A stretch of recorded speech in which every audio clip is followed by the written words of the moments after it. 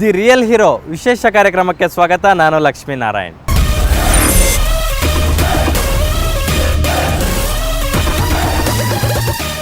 ಕುದುರೆ ಮತ್ತು ಹೆಲಿಕಾಪ್ಟರ್ ಇಲ್ಲದೆ ಇವರು ಸಿನಿಮಾನೇ ಮಾಡಲ್ಲಪ್ಪ ಅಂತ ಆಡಿಕೊಂಡಿತ್ತು ಚಿತ್ರರಂಗ. ಹವಾಯಿ ಚಪ್ಪಲಿಯಲ್ಲಿ ಹಂಸಲೇಖ ಜೊತೆ ಫ್ಲೈಟ್ ಹತ್ತಿದ್ದಾದ್ರು ಯಾಕೆ? 26 ವರ್ಷದ ಹಿಂದೆ ಮಾಡಿದಂಥ ಒಂದು ಸಣ್ಣ ಪ್ರಮಾಣ ಇವರನ್ನ ಕರುನಾಡು ಕಟ್ಟಿ ಹಾಕಿದೆ. ಕಿಚ್ಚ ಸುದೀಪ್ ಖಡಕ್ ವಾಯ್ಸ್ಗೆ ಕಾಕಿ ರುಚಿ ತೋರಿಸಿದ ಸ್ಟಾರ್ ಡೈರೆಕ್ಟರ್. ಇದು ಶಂಕರ್ ನಾಗ್, ಕೀರವಾಣಿ, ಇಳೆಯರಾಜ ಮೆಚ್ಚಿದ ಶಿವಮಣಿ ಸಿನಿಯಾನ. ಇದೇ ಇವತ್ತಿನ ವಿಶೇಷ, ದಿ ರಿಯಲ್ ಹೀರೋ. ಆತ ಸಾಮಾನ್ಯ ಬಡ ಕುಟುಂಬದಿಂದ ಬಂದ ಅಸಾಮಾನ್ಯ ಹುಡುಗ. ದೇಹ ಬಲಕ್ಕಿಂತ ಮನೋಬಲವೇ ದೊಡ್ಡದು ಎಂದು ನಂಬಿದಾತ. ಅವಕಾಶದ ಅರಿವು ಅರಿತಿದ್ದವ. ಏನಾದರೂ ಸಾಧಿಸಲೇಬೇಕು ಅಂತ ಸಂಕಲ್ಪಿಸಿಕೊಂಡವ. ನಾನು ಬದುಕಿರುವುದೇ ಸಾಧಿಸಲು ಎಂದು ಕ್ಷಣ ಕ್ಷಣ ಉಸಿರಾಡುತ್ತಿರುವವ. ಸಹನೆ, ಸಂಕಲ್ಪ, ಶ್ರದ್ಧೆ, ಶ್ರಮವನ್ನ ತನ್ನ ದೇಹದ ಅಣುರಣುವಿನಲ್ಲಿಯೂ ತುಂಬಿಕೊಂಡವ. ಅವರೇ ನಮ್ಮವ, ಕನ್ನಡದವ, ನಿರ್ದೇಶಕ, ನಿರ್ಮಾಪಕ, ನಟ ಶಿವಮಣಿ. ಶಿವಮಣಿ ಮೂಲತಃ ರಾಜಧಾನಿ ಬೆಂಗಳೂರಿನವರು. ಕನ್ನಡ ಚಿತ್ರರಂಗ ಯಶಸ್ವಿ ನಿರ್ದೇಶಕರಲ್ಲಿ ಒಬ್ಬರು. 24ನೇ ವರ್ಷಕ್ಕೆ ಡೈರೆಕ್ಟರ್ ಕ್ಯಾಪ್ ಹಾಕಿಕೊಂಡವರು. ಪೊಲಿಟಿಕಲ್ ಥ್ರಿಲ್ಲರ್ ಡ್ರಾಮಾ ಸಿನಿಮಾಗಳ ಟ್ರೆಂಡ್ ಹುಟ್ಟು ಹಾಕಿದವರು. ರಾಜಕೀಯ, ಗೋಲಿಬಾರ್, ಸ್ವಾತಿ, ಮದರ್ ಇಂಡಿಯಾ, ಜಾಣ, ದೊರೆ, ಶಿವಸೈನ್ಯ, ಮಿನುಗುತಾರೆ, ದಳವಾಯಿ, ನಕ್ಸಲೈಟ್, ಕುಬೇರ, ಓಂಕಾರಗಳಂತಹ ಸಿನಿಮಾಗಳನ್ನು ಮಾಡಿ ಗೆದ್ದವರು. ನಿರ್ದೇಶನಕ್ಕೂ ಸೈ, ನಟನೆಗೂ ಜೈ ಅನ್ನಿಸಿಕೊಂಡವರು. ಮಾಗಡಿ ರಸ್ತೆ, ಗೋಪಾಲಪುರದವನು. ನನ್ನ ತಂದೆ ತಾಯಿಯ ಹುಟ್ಟೂರು ಬಂದು ಪಾಲಕ್ಕಾಡ್, ಕೇರಳದಲ್ಲಿ. ಸೊ ಹಾಗಾಗಿ ನಾನು ಹುಟ್ಟಿದ್ದಲ್ಲಿ, ನಾನು ನನ್ನ ತಾಯಿಗೆ ಮೊದಲನೇ ಮಗ. ಸೊ ಮೊದಲನೇ ಮಕ್ಕಳು ಯಾವಾಗಲೂ ತವ್ರ ಮನೇಲಿ ಹುಟ್ಟಬೇಕು ಅಂತ ಒಂದು ಸೆಂಟಿಮೆಂಟ್ಸ್ ಇತ್ತಲ್ಲ, ಅದರಿಂದ ನಾನು ಪಾಲಕ್ಕಾಡಲ್ಲಿ ಹುಟ್ಟಿದೆ. ಮಿಕ್ಕಿದ್ದು ಓದಿದ್ದು ಬೆಳೆದಿದ್ದು ಎಲ್ಲ ಮಾಗಡಿ ರಸ್ತೆ, ಗೋಪಾಲಪುರ. ಓದಿದ್ದು ಬಂದು ಕಾರ್ಪೊರೇಷನ್ ಸ್ಕೂಲ್, ಮಾಗಡಿ ರಸ್ತೆ, 10th ಸ್ಟ್ಯಾಂಡರ್ಡ್ವರೆಗೂ ಕನ್ನಡ ಮೀಡಿಯಮ್. ಅದಾದ ನಂತರ ನಾವು ತುಂಬ ಬಡ ಕುಟುಂಬ ಅಂದರೆ ಈ ಲೋಯರ್ ಲೈನ್ಗಿಂತ ಕೆಳಗಡೆನವರು. 10x10 ರೂಮ್ನಲ್ಲಿ 4 ಜನ ಮಕ್ಕಳು, ತಂದೆ ತಾಯಿ ವಾಸ ಮಾಡ್ತಿದ್ರು. ಬಡತನದಲ್ಲಿ ಹುಟ್ಟಬಾರದು ಅಂತ ನೊಂದವರು ಹೇಳ್ತಾ ಇರ್ತಾರೆ. ಆದರೆ ಶಿವಮಣಿಯ ಸಿದ್ಧಾಂತವೇ ಬೇರೆ. ಬಡತನದಲ್ಲಿ ಹುಟ್ಟೋದು ತಪ್ಪಲ್ಲ, ಬಡತನದಲ್ಲೇ ಸಾಯೋದು ತಪ್ಪು. ಏನಾದರೂ ಜೀವನದಲ್ಲಿ ಮಾಡಲೇಬೇಕು. ನನ್ನ ಕುಟುಂಬವನ್ನು ಚೆನ್ನಾಗಿ ನೋಡಿಕೊಳ್ಳುವುದರ ಜೊತೆಗೆ ನನ್ನ ಕನಸನ್ನೂ ಪೋಷಿಸಿಕೊಳ್ಳಬೇಕು ಎನ್ನುವ ಸಂಕಲ್ಪವನ್ನು ಹೊತ್ತಿದ್ದವರು. ಕಷ್ಟಪಟ್ಟು ITI ಓದಿದರು. ಗ್ಯಾಪಲ್ಲಿ ಹೊಟ್ಟೆಪಾಡಿಗಾಗಿ ಪೆಟ್ರೋಲ್ ಬಂಕ್ಗಳಲ್ಲಿ, ಕಾಫಿ ಪುಡಿ ಅಂಗಡಿಗಳಲ್ಲಿ, ಫಿನಾಯಿಲ್ ತಯಾರಿಕೆ ಬಿಸ್ನೆಸ್ಸು, ಟೆಲಿಫೋನ್ ಆಫೀಸ್ನಲ್ಲಿ ತಾತ್ಕಾಲಿಕ ಕೆಲಸ, ಹೀಗೆಲ್ಲ ಮಾಡಿ ಅಲೆದಾಡಿದ್ದಾರೆ.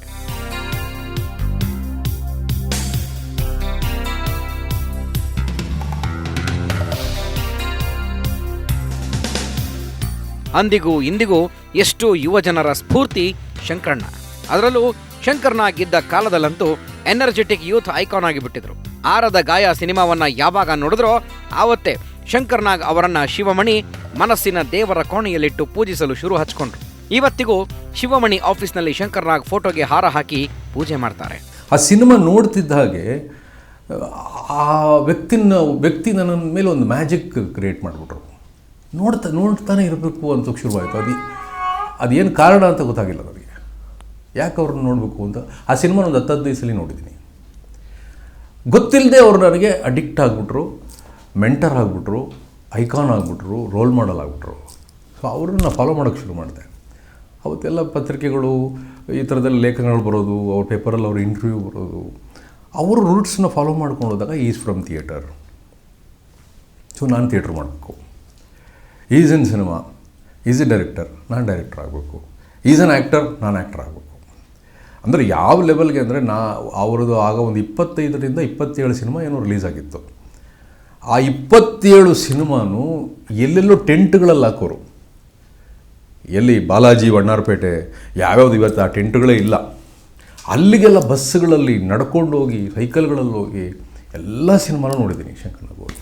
ಶಂಕರ್ನಾಗ್ ಒಬ್ಬ ರಂಗಕರ್ಮಿ, ಬರಹಗಾರ, ನಟ, ನಿರ್ದೇಶಕ, ನಿರ್ಮಾಪಕರಾಗಿ ಗುರುತಿಸಿಕೊಂಡಿದ್ದವರು. ಇದೇ ಸ್ಫೂರ್ತಿಯನ್ನು ಇಟ್ಕೊಂಡು ಶಿವಮಣಿ ಕೂಡ ಶಂಕರ್ನಾಗ್ರಂತೆ ಎಲ್ಲ ರಂಗದಲ್ಲಿಯೂ ಸಕ್ರಿಯವಾಗಿದ್ದರು. ಥಿಯೇಟರು 82 to 86 ತುಂಬ ಸಣ್ಣವನು ನಾನು. ಬ್ಯಾಕ್ಗ್ರೌಂಡಲ್ಲಿ ಸೆಟ್ ಕೆಲಸ ಮಾಡೋದು ಆ ಥರ. ಆಗ ನಮ್ಮ ತಂಡದಲ್ಲಿ ಆರ್ ನಾಗೇಶ್ ಅಂತ ಒಬ್ಬ ದೊಡ್ಡ ವೆಟ್ರನ್ ಥಿಯೇಟರ್ ಆರ್ಟಿಸ್ಟು, ಡೈರೆಕ್ಟ್ರು. ಪ್ರಕಾಶ್ ರೈ ಅವರು ಒಂದು ಮೇಜರ್ ರೋಲ್ ಮಾಡ್ತಾಯಿದ್ರು. ಮಾನು ಅವರಿದ್ದರು, ಸತ್ಯಸಂಧ ಇದ್ದರು, ನಳಿನಾಮೂರ್ತಿ ಅವರಿದ್ದರು, ಒಲಿವಾನ್ ಗಂಗಾಧರಯ್ಯ ಅವರಿದ್ದರು. ಸೊ ಈ ಥರ ಒಂದಿಷ್ಟು ನಾಟಕಗಳಾಗ್ತಾಯಿತ್ತು.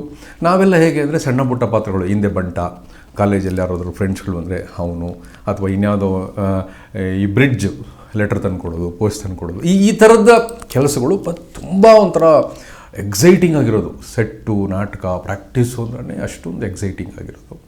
ಸೊ ಅಲ್ಲಿಂದ ಏನಾಯಿತು, ಯಾರೋ ಹೇಳಿದ್ರು, ನೋಡಪ್ಪ ನೀನು ಅಸಿಸ್ಟೆಂಟ್ ಡೈರೆಕ್ಟರ್ ಆಗಿಬಿಟ್ರೆ ನೀನು ಆ್ಯಕ್ಟ್ರ್ ಆಗ್ಬಿಡ್ಬೋದು. ಯಾಕಂದರೆ ಆರ್ಟಿಸ್ಟ್ಗಳು ತುಂಬ ಜನ ಕೈ ಕೊಟ್ಬಿಡ್ತಾರೆ ಸಿನಿಮಾ ಶೂಟಿಂಗ್ ಟೈಮ್ಗಳಲ್ಲಿ. ನಿನಗೆ ಏನಾಗುತ್ತೆ ಅಂದರೆ ನೀನು ಡೈರೆಕ್ಟ್ರು, ನೀನು ಆ್ಯಕ್ಟ್ರು ಅಂತ ಗೊತ್ತಾಗ್ಬಿಟ್ರೆ ನಿನ್ನ ಆ ಪಾತ್ರಕ್ಕೆ ಹಾಕ್ಬಿಡ್ತಾರೆ, ನೀನು ಆ್ಯಕ್ಟ್ರ್ ಆಗ್ಬಿಡ್ತೀಯ ಅಂತ. ಸೊ ಇದೊಂದು ಶಾರ್ಟ್ಕಟ್ ಅಂತ ಟ್ರೈ ಮಾಡಿದ್ವಿ. ಓಕೆ, ಅಸಿಸ್ಟೆಂಟ್ ಡೈರೆಕ್ಟರ್ ಆಗ್ಬಿಡೋಣ ಅಂತ. ಶಿವಮಣಿ ಒಂದು ಮಾತು ಹೇಳ್ತಾರೆ, ಒಬ್ಬ ನಿರ್ದಿಷ್ಟ ಸಾಧನೆಯ ಸಾಧಕನ ಪಯಣಕ್ಕೆ ಪ್ರಕೃತಿಯ ಸಹಕಾರದ ಸಾಥ್ ಕೊಡುತ್ತಂತೆ. ಅವನ ಬೆಳವಣಿಗೆಯ ಜೊತೆಗೇನೆ ನಡೆಯುತ್ತಂತೆ. ಸ್ನೇಹಿತರ ರೂಪದಲ್ಲಿ ಸಹಕಾರ ಮಾಡುತ್ತಂತೆ. ಹೀಗೆ ತಮಿಳುನಾಡಿನಲ್ಲಿ ಕೆಲಸ ಮಾಡುತ್ತಿರುವಾಗ ನಿರ್ದೇಶಕ ಓಂ ಪ್ರಕಾಶ್ ಅವರಿಂದ ಒಂದು ಪತ್ರ ಬರುತ್ತೆ. ಆಗ ಧಾರಾವಾಹಿಯಲ್ಲಿ ಸ್ಕ್ರೀನ್ ಪ್ಲೇ ಹಾಗೂ ಡೈಲಾಗ್ ಬರಿತಾ ಇರೋ ಅವಕಾಶ ಸಿಗುತ್ತೆ. ಮುಂದೆ ಗೆಳೆಯ ರಾಮು ಅವರಿಂದ ಡೈರೆಕ್ಷನ್ ಮಾಡುವ ಉತ್ತೇಜನ ಸಿಗುತ್ತೆ. ಡೈರೆಕ್ಟರ್ ಆಗು ನೀನು ಅಂತ ನನ್ನನ್ನು ಇನ್ಸ್ಪೈರ್ ಮಾಡಿದ್ದು ರಾಮು. ಏನು ಮಾಡು, ನಾನು ಕತೆ ಮಾಡು. ಅವಾಗ ಅಷ್ಟೊತ್ತಿಗೆ ರಾಮು ಸಂತ ಶಿಶುನಾಳ ಶರೀಫ ಅಂತ ಹೇಳಿ ಒಂದು ಸಿನಿಮಾನ ಡಿಸ್ಟ್ರಿಬ್ಯೂಷನ್ ತೊಗೊಂಡಿದ್ರು, ದೊಡ್ಡ ಹಿಟ್ ಆಗಿತ್ತು. ಅವರು ಹೈದರಾಬಾದ್ ಕರ್ನಾಟಕದಲ್ಲಿದ್ದರು. ಅವ್ರು ಬೆಂಗಳೂರು ಬಂದು ಸೆಟ್ಲ್ ಆಗಬೇಕು, ಇಲ್ಲಿ ಡಿಸ್ಟ್ರಿಬ್ಯೂಷನ್ಸ್ ಮಾಡಬೇಕು, ಸಿನಿಮಾ ಮಾಡಬೇಕು ಅನ್ನೋದು ಅವರ ಗೋಲ್ ಆಗಿತ್ತು.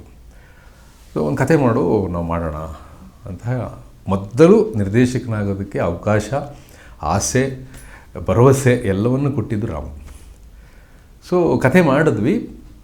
ನನ್ನ ಮೊದಲ ಸಿನಿಮಾ ರಾಜಕೀಯ ಸಿನಿಮಾನ ರಾಮು ಪ್ರೊಡ್ಯೂಸ್ ಮಾಡೋಕ್ಕಾಗಲಿಲ್ಲ, ಒಂದಿಷ್ಟು ಬೇರೆ ಬೇರೆ ಕಾರಣಗಳು. ಸೊ ನನಗೆ ಆ ಸಮಯದಲ್ಲಿ ಏನಾಯಿತು ಅಂದರೆ, ಚಾಮುಂಡೇಶ್ವರದ ಸ್ಟುಡಿಯೋದಲ್ಲಿ ಒಬ್ಬರು ಸೌಂಡ್ ರೆಕಾರ್ಡಿಸ್ಟ್, ಚೀಫ್ ಇಂಜಿನಿಯರು ರಾಮನಾಥನ್ ಅಂತ ಹೇಳಿ, SP ರಾಮನಾಥನ್ ಅಂತ ಹೇಳಿ, ಅವರೊಂದು 1,500-2,000 ಸಿನಿಮಾಗಳು ಮಾಡಿದ್ದಾರೆ. ಅಂದರೆ ಬೇಡ್ರ ಕಣ್ಣಪ್ಪಗೆ ಅವರು ಸೌಂಡ್ ರೆಕಾರ್ಡಿಸ್ಟು ರಾಮನಾಥನ್ ಅವರು. ತಮಿಳು ಪ್ರಸಾದ್ ಸ್ಟುಡಿಯೋದಲ್ಲಂತೂ ಒಂದು 1,500-2,000 ಸಿನಿಮಾ ಮಾಡಿದ್ದಾರೆ. ಅಷ್ಟೇ ಲೀಡಿಂಗ್ ಸೌಂಡ್ ಇಂಜಿನಿಯರ್ ಅವರು. ಅವರು ನನ್ನನ್ನು ಈ ಅಸಿಸ್ಟೆಂಟ್ ಡೈರೆಕ್ಟರ್ ಕೆಲಸ ಮಾಡ್ತಿರ್ಬೇಕಾದ್ರೆ ಅಬ್ಸರ್ವ್ ಮಾಡ್ತಾನೆ ಇದ್ದರು. ಸೊ ರಾಮು ಸಿನಿಮಾದು ರಾಜಕೀಯ ಮಾಡಬೇಕಾ ಬೇಡವಾ ಅನ್ನೋ ಒಂದು ದ್ವಂದ್ವ ನಡೀತಾನೆ ಇತ್ತು. ಆ ಸಮಯದಲ್ಲಿ ಅವರು ಒಂದಿನ ಏನೋ ಅಸಿಸ್ಟೆಂಟ್ ಡೈರೆಕ್ಟರ್ ಕೆಲಸ ಮಾಡೋಕ್ಕೆ ನಾನು ಚಾಮುಂಡಿ ಸ್ಟುಡಿಯೋದಲ್ಲಿದ್ದೆ. ಅವ್ರ ಹಿಂದೆ ಆ ಪ್ಯಾನಲಲ್ಲಿ ಕೂತಿದ್ರು. ಮುಂದೆ ಒಂದು ಸೋಫಾ ಇರುತ್ತೆ ಆ ಸ್ಕ್ರೀನ್ಗೆ ಎದುರುಗಡೆ, ನಾನು ಅಲ್ಲಿ ಕೂತಿದ್ದೆ. ಏನಪ್ಪ ಡೈರೆಕ್ಟರ್ ಆಗ್ತೀಯಾ ನೀನು ಅಂತ ಕೇಳಿದ್ರು. ನನಗೆ ಯಾರು ಕೇಳ್ತಿದ್ದಾರೆ ಅಂತ ತಿರುಗಿ ನೋಡಿದೆ. ನಿನ್ನೆ ಕಣಪ್ಪ ನೀನು ಡೈರೆಕ್ಟರ್ ಆಗ್ತೀಯಾ ಅಂತ. ಹ್ಞೂ ಸರ್, ಯಾಕೆ ಸರ್ ಅಂತ ಕೇಳಿದೆ.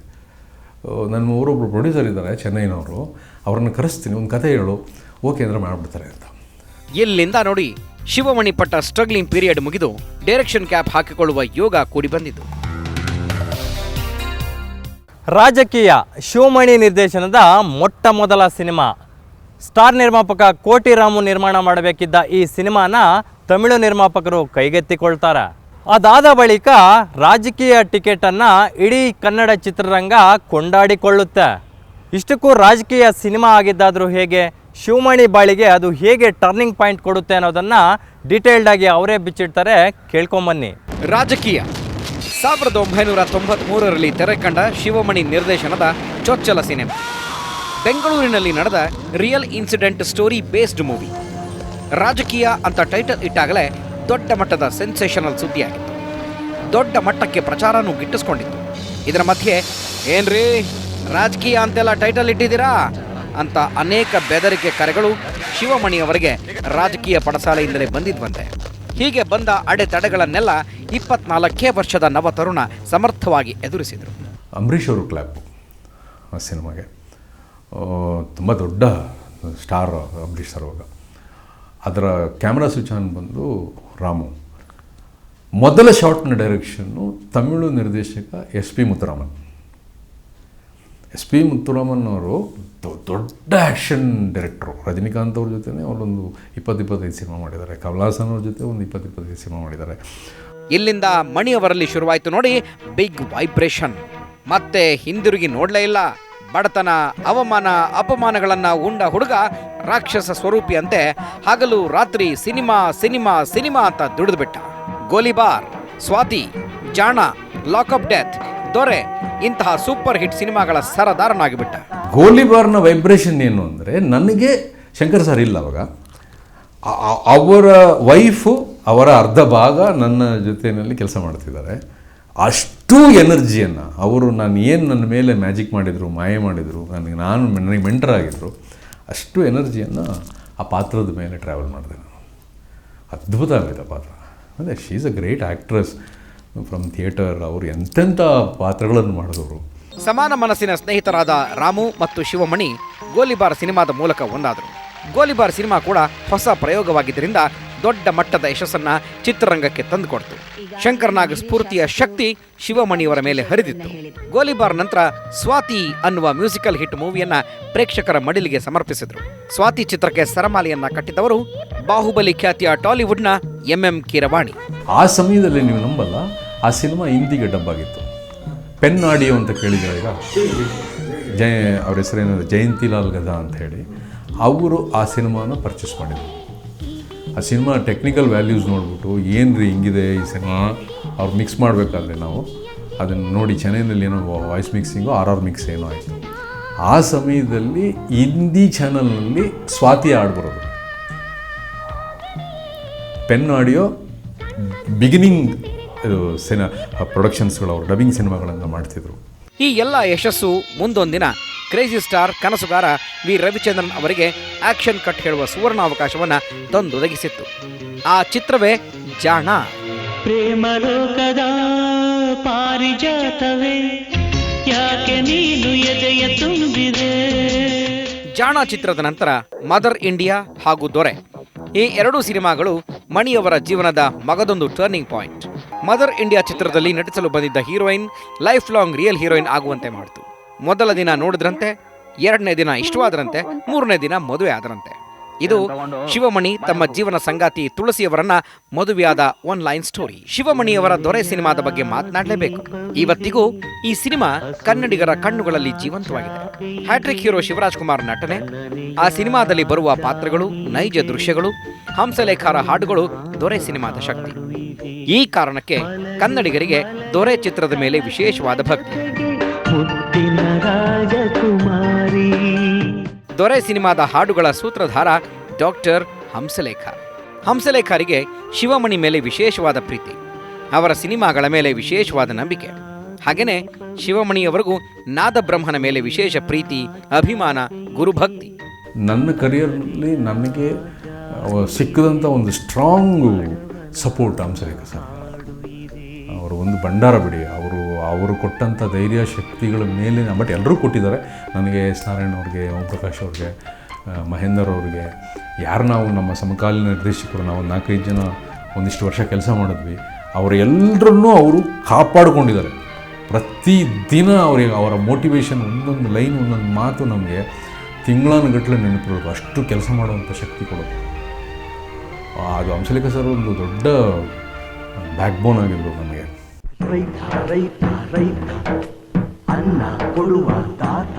ನಮಗೆಲ್ಲ ಹಂಸಲೇಖ ಸರ್ ಅಂದರೆ ಒಂದು ದೇವ್ರ ಥರ. ಏನಪ್ಪ 7 ಸಿಕ್ಸರ್ ಹೊಡಿತಾರಪ್ಪ ಇವರು ಅಂತ, 7 ಸಿಕ್ಸರ್ ಹೊಡಿತಾರೆ, ಮಾಡ್ತೀನಿ ಆ ಥರ. ಆ ಪೀರಿಯಡಲ್ಲಿ ಆದಂಥ ಸಿನಿಮಾ ಜಾಣ, ದೊರೆ, ಭಾರಿ ವೆರಿ ಡೆಡಿಕೇಟೆಡ್. ಆಮೇಲೆ ಹಂಸಲೇಖ ಸರೆಲ್ಲ ಹೆಂಗೆ ಅಂದರೆ, ಅವ್ರನ್ನ ಒಂದು ಭಂಡಾರ ಅಂತ ಹೇಳಿದ್ರೆ ಸುಳ್ಳಾಗಲಾರ್ದು, 5-5 ನಿಮಿಷಕ್ಕೆಲ್ಲ ಒಂದು ಸಾಂಗ್ ಬರೆದ್ಬಿಡೋರು. 5-5 ನಿಮಿಷಕ್ಕೆ ಒಂದು ಸಾಂಗ್ ಬರೆದ್ಬಿಡೋರು. ಆ ಲೈನಲ್ಲಿ ಅದ್ಭುತವಾದಂಥ ಕಾನ್ಸೆಪ್ಟ್ಗಳು. ನನ್ನ ರಾಜಕೀಯದ ಯಶಸ್ಸು ಹೆಂಗೆ ಸಿಗ್ನಿಫಿಕೆಂಟ್ ಆಯಿತು ಅಂದರೆ, ಅವರು ಬರೆದಂಥ ಫಸ್ಟ್ ಲೈನು, ಫಸ್ಟ್ ರೆಕಾರ್ಡಿಂಗ್ ಸಾಂಗೆ ಜಯವಿದೆ ಜಯವಿದೆ ಹೆದರಬೇಡ, ಫಸ್ಟ್ ಲೈನೇ. ನಾನು ಆ ಸಾಂಗ್ ರೆಕಾರ್ಡಿಂಗ್ ಆಗ್ಬೇಕಾದ್ರೆ ನಾನು ಕಣ್ಣು ತುಂಬ ನೀರು ತುಂಬ್ಕೊಂಡ್ಬಿಟ್ಟಿದ್ದೆ. ಈ ವಿಚಾರಕ್ಕೆ ಹಂಸಲೇಖರವರ ಮೇಲೆ ಶಿವಮಣಿಯವರಿಗೆ ವಿಶೇಷ ಭಕ್ತಿ, ಅಭಿಮಾನ ಇದೆ ಅಂತ ನಾವು ಹೇಳಿದ್ವಿ. ರಾಜಕೀಯ ಸಿನಿಮಾದ ರೆಕಾರ್ಡಿಂಗ್ ವೇಳೆ ಹಂಸಲೇಖ ಶಿವಮಣಿಯವರಿಂದ ಒಂದು ವಾಗ್ದಾನ ತೆಗೆದುಕೊಂಡಿದ್ದರಂತೆ. ನೀನು ಯಾವುದೇ ಕಾರಣಕ್ಕೂ ಕನ್ನಡ ಚಿತ್ರಾಂಗನ ಬಿಟ್ಟು ಬೇರೆ ಭಾಷೆಯ ಚಿತ್ರರಂಗದಲ್ಲಿ ಸೆಟ್ಲ್ ಆಗಬಾರ್ದು ಅಂತ. ಆ ಮಾತಿನ ಹಾಗೆ ಶಿವಮಣಿ ಇಂದಿಗೂ ಕೂಡ ಕನ್ನಡ ನಾಡಿನ ಪ್ರೇಕ್ಷಕರ ಪರವಾಗಿಯೇ ನಿಂತಿದ್ದಾರೆ. ನಟನಾಗಬೇಕು ಅಂತ ಬಂದವರು ನಿರ್ದೇಶಕನಾದರು, ನಂತರ ನಿರ್ಮಾಪಕ ಕೂಡ ಆದರು. ಆದರೆ ನಿರ್ಮಾಣದ ಜೊತೆಗೆ ಹೀರೋ ಆಗಿಯೂ ಬಣ್ಣ ಹಚ್ಚಿದಂತಹ ಶಿವಮಣಿ ಕನ್ನಡ ಸಿನಿಪ್ರಿಯರಿಗೆ ಲವ್ ಯು ಅಂತಾರೆ. ಅಷ್ಟೇ ಅಲ್ಲ, ಸಾಲು ಸಾಲು ಹಿಟ್ ಸಿನಿಮಾಗಳನ್ನು ಕೊಟ್ಟಂಥ ಶಿವಮಣಿ ಅವರ ಲೈಫ್ ಜರ್ನಿಯ ಏರಿಳಿತಗಳನ್ನು ಖುದ್ದು ಅವರೇ ಎಳೆ ಎಳೆಯಾಗಿ ಬಿಚ್ಚಿಡ್ತಾರೆ. ನೀವೇ ಒಮ್ಮೆ ಕೇಳ್ಕೊಂಬನ್ನಿ. ಅಸ್ಸಾಂ ಸ್ಟೂಡೆಂಟ್ ಲೀಡರ್ ಪ್ರಫುಲ್ಲ ಕುಮಾರ್ ಮೆಹಂತ ವಿದ್ಯಾರ್ಥಿಯಾಗಿದ್ದಾಗಲೇ ಮುಖ್ಯಮಂತ್ರಿಯಾಗಿ ಭಾರತದಲ್ಲಿ ದಾಖಲೆ ಸೃಷ್ಟಿ ಮಾಡಿದ ಪರ್ವ ಅದು. ಆ ಪರ್ವದಲ್ಲಿಯೇ ಹುಟ್ಟಿಕೊಂಡಿದ್ದು ಶಿವಸೈನ್ಯ. ಮತ್ತೊಮ್ಮೆ ಶಿವಣ್ಣ ಶಿವಮಣಿಯವರ ಕನಸಿಗೆ ಜೀವವಾದರು. ಮ್ಯೂಸಿಕ್ ಮಾಸ್ಟರ್ ಇಳೆಯರಾಜ ಮಣಿ ಕನಸಿಗೆ ಭಾವವಾದರು. ಮುಂದೇನಾಯ್ತು ಅವರಿಂದಾನೇ ಕೇಳಿ. ಶಿವಣ್ಣ ಆವತ್ತಿನ ಕಾಲಕ್ಕೆ ಯೂತ್ ಐಕಾನ್. ಆ ಶಿವಸೈನ್ಯ ಅಂತ ಮಾಡೋದಕ್ಕೆ ಕಾರಣ ಆಗಿದೆ. ಅವಾಗ ತುಂಬ ಚರ್ಚೆ ಆಗಿತ್ತು. ಶಿವಣ್ಣ ಶಿವಸೈನ್ಯ ಅಂತ ಪಕ್ಷ ಕಟ್ತಾರೆ, ಶಿವಸೈನ್ಯ ಅಂತ ಹೆಸರಲ್ಲಿ ತಂದು ಶಿವಣ್ಣ ಮುಖ್ಯಮಂತ್ರಿ ಆಗ್ತಾರೆ, ಈ ಥರದ್ದೆಲ್ಲ ಸುದ್ದಿಗಳು ಪತ್ರಿಕೆಗಳಲ್ಲಿ ಬರ್ತಾ ಇರ್ತವೆ. ಸೊ ಆ ಒಂದು ಯೂತ್ ಐಕಾನ್ ಅಂತ ಶಿವಣ್ಣನ ಪ್ರೊಜೆಕ್ಟ್ ಮಾಡಿ ಒಂದು ಪೊಲಿಟಿಕಲ್ ಸಿನಿಮಾ ಮಾಡಬೇಕು. ಯಾಕಂದರೆ ಗೋಲಿಬಾರ್ ನಂತರ ನಾನು ರಾಜಕೀಯದ ಕಥೆಗಳನ್ನು ಟಚ್ ಮಾಡಿರಲಿಲ್ಲ. ಮಧ್ಯದಲ್ಲಿ ಒಂದು 5-6 ಸಿನಿಮಾ ದೊಡ್ಡ ಗ್ಯಾಪ್ ಆಗೋಗಿತ್ತು. ಒಂದು 4 ವರ್ಷ 5 ವರ್ಷ ಗ್ಯಾಪ್ ಆಗಿತ್ತು. ಆ ಸಮಯದಲ್ಲಿ ಶಿವಸೈನ್ಯ ನಾವು ಸ್ಟಾರ್ಟ್ ಮಾಡಿದ್ವಿ. ಶಿವಸೈನ್ಯ ಯಶಸ್ಸಿನ ನಂತರ ಮಿನುಗುತ್ತಾರೆ ಸಿನಿಮಾವನ್ನು ಕೈಗೆತ್ತಿಕೊಂಡ್ರು. ಆಗ ಗಾಂಧಿನಗರದವರು ಮಾತನಾಡಿಕೊಳ್ಳೋರಂತೆ ಮಣಿ ಖರ್ಚು ಮಾಡಿಸ್ತಾರೆ ಅಂತ. ಆ ಮಾತಿಗೆ ತದ್ವಿರುದ್ಧವಾಗಿ ಮಾಡಿದ ಸಿನಿಮಾ ಮಿನುಗುತ್ತಾರೆ. ಈ ಸಿನಿಮಾವನ್ನು ತಾವೇ ನಿರ್ಮಾಣ ಮಾಡಿದ್ರು. ಮಿನುಗುತ್ತಾರೆಯ ನಂತರ ಅಗ್ನಿಸಾಕ್ಷಿ, ಜಗ್ಗೇಶ್ ನಟನೆಯ ಕುಬೇರ, ನಕ್ಸಲೈಟ್, ಭೂಗತ ದೊರೆ, ಲಾ ಅಂಡ್ ಆರ್ಡರ್, ವಿಶ್ವ, ದಳವಾಯಿ ಸೇರಿದಂತೆ ಅನೇಕ ಸಿನಿಮಾಗಳಿಗೆ ಆಕ್ಷನ್ ಕಟ್ ಹೇಳಿದ್ರು. ನಟನಾಗಿ ಗುರುತಿಸ್ಕೊಳ್ಬೇಕು ಅಂತ ಚಿತ್ರರಂಗಕ್ಕೆ ಬಂದವರು ಶಿವಮಣಿ. ಅದರಂತೆ ಲವ್ ಯು ಸಿನಿಮಾದಲ್ಲಿ ಪೂರ್ಣ ಪ್ರಮಾಣದಲ್ಲಿ ನಾಯಕ ನಟನಾಗಿ ಕಾಣಿಸ್ಕೊಂಡ್ರು.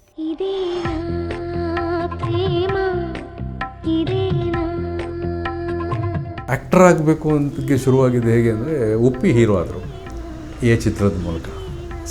ದೊಡ್ಡ ಸ್ಟಾರ್ ಆಗ್ಬಿಟ್ರು ಉಪ್ಪಿ. ಸೊ ಎಲ್ಲ ನಿರ್ದೇಶಕರಿಗೂ ಒಂದು ಅವಕಾಶ ಸಿಕ್ತು. ಉಪ್ಪಿ ಆದಮೇಲೆ ನಾರಾಯಣ್ ಹೀರೋ ಆದರು, ನಾರಾಯಣ ಆದಮೇಲೆ ಮಹೇಂದರ್ ಆದರು, ಮಹೇಂದರ್ ಆದಮೇಲೆ ಓಂ ಪ್ರಕಾಶ್ ಆದರು, ನೆಕ್ಸ್ಟ್ ನನ್ನ ಸರದಿ. ಸೊ ಹಾಗೆ ಲವ್ ಯು ಅಂತ ಒಂದು ಸಿನಿಮಾ ಮಾಡೋಂಥ ಅವಕಾಶ ಆಯಿತು. ಸ್ಟಾರ್ ನಟರಿಗೆ ಆಕ್ಷನ್ ಕಟ್ ಹೇಳಿದ ಶಿವಮಣಿ 2009ರಲ್ಲಿ ಜೋಶ್ ಅನ್ನುವ ಯೂತ್ ಸಿನಿಮಾವನ್ನು ಕನ್ನಡ ಪ್ರೇಕ್ಷಕ ಪ್ರಭುಗಳ ಮುಂದೆ ಸಾದರಪಡಿಸಿದ್ರು. ನಟನೆಯ ಗಂಧ ಗಾಳಿ ಗೊತ್ತಿಲ್ಲದ ಹೊಸ ಕಲಾವಿದರನ್ನ ಪಳಗಿಸಿ ಮಾಡಿದ ಸಿನಿಮಾ ಈ ಜೋಶ್. ಜೋಶ್ ಸಿನಿಮಾದ ನಾಯಕ ನಟಿಯಾಗಿದ್ದ ನಿತ್ಯಾ ಮೆನನ್ ಇವತ್ತು ಸೌತ್ ಇಂಡಿಯಾದ ಸ್ಟಾರ್ ನಟಿಯರಲ್ಲೊಬ್ಬರು. ಜೊತೆಗೆ ಅಭಿನವ ಭಾರ್ಗವ, ಕಿಚ್ಚ ಸುದೀಪ್ ಅವರಿಗೆ ಫಸ್ಟ್ ಟೈಮ್ ಪೊಲೀಸ್ ಡ್ರೆಸ್ ಹಾಕಿಸಿದ ಕೀರ್ತಿ ಶಿವಮಣಿಯವರಿಗೆ ಸಲ್ಲುತ್ತೆ. ಸುದೀಪ್ ಅವರು ಕಾಪಾಗಿ ಮಾಡಿರಲಿಲ್ಲ. ಸೊ ನಮಗೇನೆಂದರೆ ಅವ್ರನ್ನ ಆ ಥರದ್ದು ಒಂದು ರೂಪದಲ್ಲಿ ತೋರಿಸ್ಬೇಕು ಅನ್ನೋದು ಇದಾಗಿತ್ತು. ಸೊ ಒನ್ಸ್ ಅಗೇನ್ ಅದು ಅವ್ರದ್ದು ಕೂಡ ಒಂದು ಬೇರೆ ಥರದ ಎಕ್ಸ್ಪೀರಿಯನ್ಸ್ ಸುದೀಪ್ ಸರ್ ಜೊತೆ. ನನಗೆ ತುಂಬ ಇಂಟೆನ್ಸ್ಡ್ ಆ್ಯಕ್ಟರ್ ಅವರು, ತುಂಬ ವೆರಿ ಇಂಟೆನ್ಸ್ಡ್. ನನಗೆ ಇವತ್ತಿಗೂ ಕೆಲವು ಅವರ ಮೈನ್ಯೂಟ್ ಆದಂಥ ಕೆಲವು ಎಕ್ಸ್ಪ್ರೆಷನ್ಸ್ಗಳು ಇನ್ನೂ ಜ್ಞಾಪಕ ಇದೆ. ಒಂದು ಫೋನ್ ವಾಯ್ಸಿಂದ ಒಂದು ಲೊಕೇಶನ್ನ ಟ್ರೇಸ್ ಮಾಡುವಂಥ ಒಂದು ಸಿಚುವೇಶನ್ ಇದೆ. ಒಂದು ಮೊಬೈಲ್ ಫೋನ್ ವಾಯ್ಸನ್ನು ಕಂಪ್ಯೂಟರ್ನಲ್ಲಿ ಲ್ಯಾಪ್ಟಾಪ್ನಲ್ಲಿ ಅಪ್ಲೋಡ್ ಮಾಡಿ ಅದರಿಂದ ಆ ಶಬ್ದಗಳ ಮೂಲಕ ಆ ವ್ಯಕ್ತಿಯನ್ನು ಆ ಏರಿಯಾನ ಪತ್ತೆ ಹಚ್ಚುವಂಥ ಒಂದು ಸೀನ್. ನಿಜವಾಗ್ಲೂ ಇದು ಎಷ್ಟು ಕಷ್ಟವಾಗಿರುತ್ತೆ ಹೇಳಿ. ಶಬ್ದನ ಇಟ್ಟುಕೊಂಡು ಒಬ್ಬ ತನ್ನ ಮುಖ ಭಾವನೆಗಳಿಂದ ನೀವು ಆ ಜಾಗಗಳನ್ನು ಪತ್ತೆ ಹಚ್ಚೋದು, ಅದಕ್ಕೆ ರಿಯಾಕ್ಷನ್ ಕೊಡೋದು. ನನ್ನ ಕೈ ಮುಗಿದ್ಬಿಟ್ಟೆ ಅವತ್ತು. ಹೀಗೆ ಸಾಗ್ತಾ ಸಾಗ್ತಾ ಶಿವಮಣಿಯವರಲ್ಲಿ ಒಂಥರ ಬೇಸರ ಶುರುವಾಯಿತು. ಜೋಶ್ ಹಾಗೂ ಸಿಂಹಾದ್ರಿ ಸಿನಿಮಾದ ನಂತರ ನನ್ನೊಳಗಿನ ಸರಕು ಖಾಲಿಯಾಗಿದೆ ಅಂತ ಅನಿಸ್ತಂತೆ. ದೇಶ ಸುತ್ತು ಕೋಶ ಓದು ಎನ್ನುವ ನಾಣ್ಣುಡಿಯನ್ನು ಅರಿತು ಒಂದು 3 ವರ್ಷ ಸತತ ಟ್ರಾವೆಲಿಂಗ್ ಹಾಗೂ ಪುಸ್ತಕ ಓದೋದನ್ನು ಮಾಡಿದ್ರಂತೆ. 3-4 ವರ್ಷ ಅಜ್ಞಾತವಾಸ ಮಾಡಿ ಬಂದ ನಂತರ ಶಿವಮಣಿ ಕನ್ನಡಿಗರಿಗೆ ಒಬ್ಬ ಋಷಿಯ ಹಾಗೆ ಕಂಡರು. ಅದು ಟೈಗರ್ ಗಲ್ಲಿ ಸಿನಿಮಾ ಅನ್ನುವ ವಿಭಿನ್ನ ಪಾತ್ರದ ಮೂಲಕ. ಟೈಗರ್ ಗಲ್ಲಿ ಸಿನಿಮಾ ನಿರೀಕ್ಷೆಯ ಮಟ್ಟಕ್ಕೆ ಬೌಂಡರಿ ಬಾರಿಸಲಿಲ್ಲ, ಆದರೆ ಶಿವಮಣಿಯವರ ನಟನೆಗೆ ಮರು ಜೀವ ಕೊಡ್ತು. ಟೈಗರ್ ಗಲ್ಲಿ ಸಿನಿಮಾದ ನಂತರ ಜಯತೀರ್ಥ ನಿರ್ದೇಶನದ ಬೆಲ್ ಬಾಟಮ್. ಸದ್ಯ ಬೆಲ್ ಬಾಟಮ್ ಪ್ರೇಕ್ಷಕರನ್ನ ರಂಜಿಸ್ತಾ ಇದೆ. ಬೆಲ್ ಬಾಟಮ್ನಲ್ಲಿ ಶಿವಮಣಿಯವರ ಪಾತ್ರ ಪ್ರೇಕ್ಷಕರ ಬಳಗದಿಂದ ಚಿತ್ರರಂಗಕ್ಕೂ ಭಾರಿ ಇಷ್ಟವಾಗಿದೆ. ಈ ಕಾರಣಕ್ಕೆ ಶಿವಮಣಿಯವರಿಗೆ ಸಾಲು ಸಾಲು ಆಫರ್ಸ್ಗಳು ಬರ್ತಾ ಇವೆ. ಸದ್ಯ ಶಿವಣ್ಣ ನಟನೆಯ ರುಸ್ತುಂ, ನಾಗತಿಹಳ್ಳಿ ಚಂದ್ರಶೇಖರ್ ನಿರ್ದೇಶನದ ಲವ್ ಇನ್ ಲಂಡನ್ ಸೇರಿದಂತೆ ಅನೇಕ ಹೊಸ ಹೊಸ ಸಿನಿಮಾಗಳಲ್ಲಿ ಶಿವಮಣಿ ಬಣ್ಣ ಹಚ್ಚಿ ಕ್ಯಾಮೆರಾಗೆ ಕೈ ಮುಗಿತಾ ಇದ್ದಾರೆ. ಮತ್ತೆ ಯಾವಾಗ ಶಿವಮಣಿ ಡೈರೆಕ್ಷನ್ ಕ್ಯಾಪ್ ತೊಡೋದು ಅನ್ನುವ ಪ್ರಶ್ನೆಗೆ ಉತ್ತರ ಶೀಘ್ರದಲ್ಲಿಯೇ ಸಿಗಲಿದೆಯಂತೆ. 3-4 ಕಥೆಗಳನ್ನು ಶಿವಮಣಿ ಸಿದ್ಧಪಡಿಸಿದ್ದಾರೆ. ಜಯಣ್ಣ ನಿರ್ಮಾಣದಲ್ಲಿ ಶಿವಣ್ಣನಿಗೆ ಮಗದೊಮ್ಮೆ ಆಕ್ಷನ್ ಕಟ್ ಹೇಳುವ ಕನಸಿನಲ್ಲಿದ್ದಾರೆ ಶಿವಮಣಿ. ಆದಷ್ಟು ಬೇಗ ಶಿವಮಣಿಯವರ ಕನಸು ನನಸಾಗಲಿ. ಇನ್ನಷ್ಟು ಹೊಸ ಹೊಸ ಸಿನಿಮಾಗಳು ಶಿವಮಣಿ ಕಲ್ಪನೆಯಲ್ಲಿ ಅರಳಲಿ ಅಂತ ಕನ್ನಡಿಗರ ಪರವಾಗಿ TV5 ಕೂಡ ಹಾರೈಸುತ್ತೆ. Shridhar Shivamogga, entertainment bureau, TV5. ಒಂದು ಸಣ್ಣ ಗ್ಯಾಪ್ನ ನಂತರ ಮತ್ತೊಮ್ಮೆ ಆಕ್ಷನ್ ಕಟ್ ಹೇಳೋಕ್ಕೆ ಸಜ್ಜಾಗಿದ್ದಾರೆ ಶಿವಮಣಿ. ಅವರ ಬತ್ತಳಿಕೆಯಿಂದ ಮತ್ತಷ್ಟು ಮಗದಷ್ಟು ಬ್ಲಾಕ್ ಬಸ್ಟರ್ ಹಿಟ್ ಸಿನಿಮಾಗಳು ಕನ್ನಡ ಚಿತ್ರರಂಗಕ್ಕೆ ಸಿಗಲಿ ಅಂತ ಹಾರೈಸುತ್ತಾ ಇವತ್ತಿನ ದಿ ರಿಯಲ್ ಹೀರೋ ಕಾರ್ಯಕ್ರಮನ ಮುಗಿಸ್ತಾ ಇದ್ದೀವಿ. ಇದಾಗಿತ್ತು ಇವತ್ತಿನ ವಿಶೇಷ. ಮುಂದಿನ ವಾರ ಮತ್ತೊಬ್ಬ ರಿಯಲ್ ಹೀರೋ ಕಹಾನಿ ಹೊತ್ತು ನಿಮ್ಮ ಮುಂದೆ ಬರ್ತೀವಿ. Stay tuned. ನಂಬಿಕೆ ಮತ್ತು ವಿಶ್ವಾಸಾರ್ಹ ನ್ಯೂಸ್ಗಾಗಿ ನೋಡ್ತಾ ಇರಿ TV5. ಇದು ವಾಸ್ತವದ ಪ್ರತಿರೂಪ.